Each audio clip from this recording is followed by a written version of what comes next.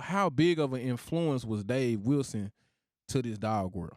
Okay, Dave Wilson. ABKC, Dave Wilson. Yes. Okay. Well, since we're gonna get into Dave Wilson, let's go ahead and talk about your in the process of talking about Dave Wilson, let's talk about your evolution from the American Bully, the original American Bully, to your break to these exotics. In the process of talking about Dave Wilson. Yeah, like I said, that I don't care what you say or what you think.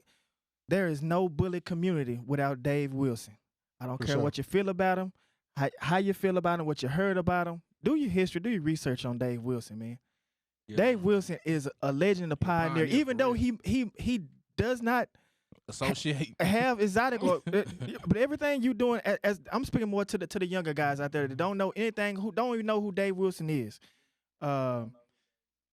Yeah, now make sure you go read. Dave Wilson is the founder of the ABKC, American Bully. He's the pioneer of the bully period. You know what I mean? Don't get me wrong. Dave Wilson had a group similar to the 817 Bully Unit. Dave Wilson had the vision to create the ultimate bull. Like it was a pit bull back then. See, Dave was big on shows.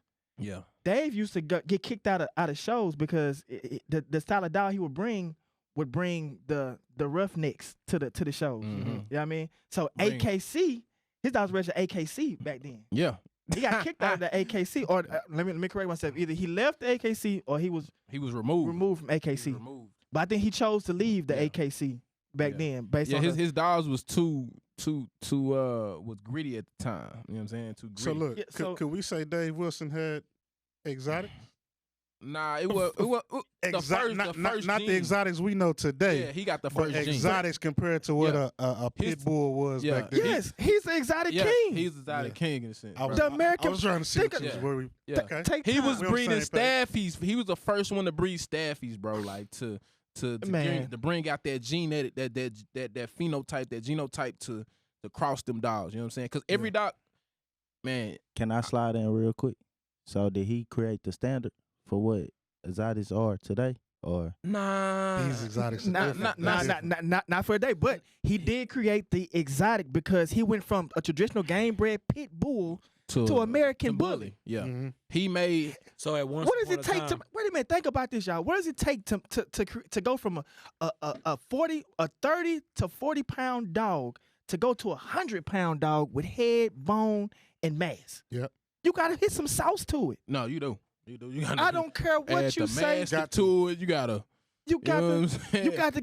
hit it. Now you can say I done bred this to this and the genotype, phenotype, bigger bone, bigger muscle, all that. Man, say you got to. Yeah, we done whipped it up. You know but Dave Wilson at that time would have been considered. You were right, Alan. He would have been considered the face. Not to twist my words or misconstrue what I'm saying. He created clean dogs. Don't get that wrong. But his style of dog would have been considered exotic at that time. Yeah, if we had the term exotic during that time, it would have been considered exotic. So just like now, he would be considered like and we're gonna talk about in layman's terms that he will be a rebel to what we breed now. So now we speed it up, man. They against the exotics, whatever. And like back then, he would be considered an exotic breeder because of the style of dogs that he wanted to breed, right? Yeah. In a sense, if everybody on the same the style page. he was breeding. The style he was breeding. It was going against the grain. Yeah, it was unorthodox. It was unorthodox. It was unorthodox to what people was used to, and at that time, that was considered exotic.